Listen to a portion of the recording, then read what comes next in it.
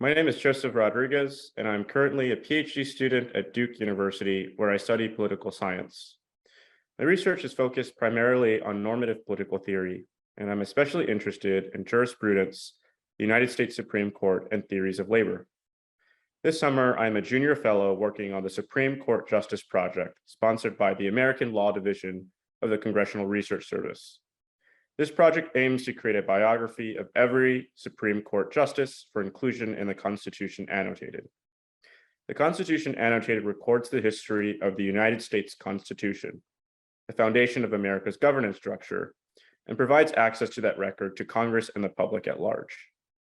Each biography will provide readers with a better understanding of each justice's jurisprudence by contextualizing it in the time period in which the justice lived and served on the bench.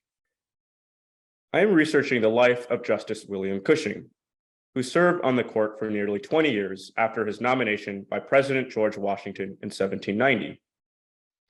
Born in 1732 in Massachusetts, Cushing had little influence on the court, being remembered primarily for writing brief and simple opinions.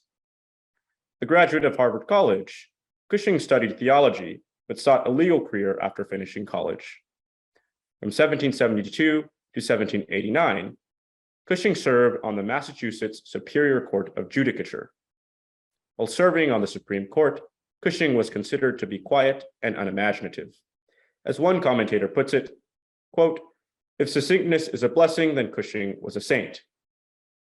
For example, Cushing wrote just 2 sentences in his opinion in Calder v. Boole. This played in Cushing's favor, however. Cushing was well respected and was even nominated by President Washington to be Chief Justice of the Supreme Court.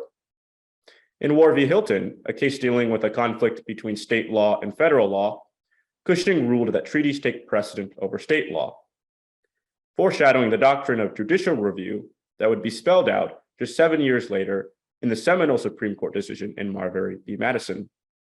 Cushing served at a pivotal moment in the nation's history, as the young country was experimenting with democratic self-rule. The American Revolution colored the tone and tenor of the kinds of cases that were heard.